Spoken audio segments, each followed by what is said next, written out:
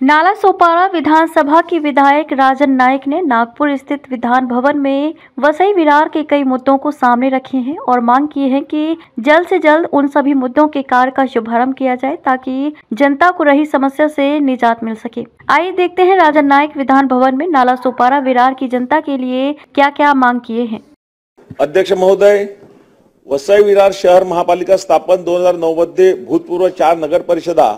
व परिसरातील 53 गावांचा समावेश घेऊन झाली असणे,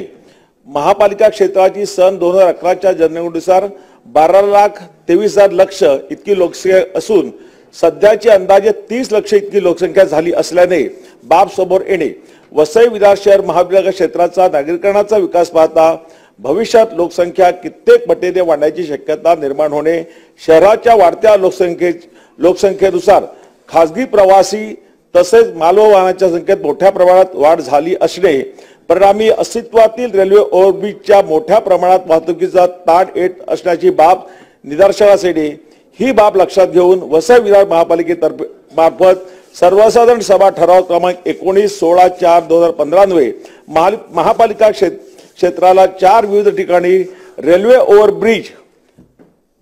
बांधकामासाठी मुंबई महानगर प्रदेश विकास प्राधिकरणाने प्रस्ताव सादर करण्यात आल्याची बाब निदर्शनास येणे,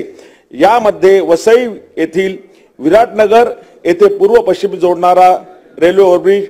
नालासोपारा येथील ओसवाल नगरी ते पूर्व पश्चिम जोडणारा रेल्वे ओव्हरब्रिज, नालासोपारा येथील अलकापुरी येथे पूर्व पश्चिम जोडणारा रेल्वे ओव्हरब्रिज, वसई येथील उमेडमान येथे पूर्व पश्चिम जोडणारा रेल्वे ओव्हरब्रिज या प्रमुख 4 रेल्वे ओव्हरब्रिजचा समावेश असणे,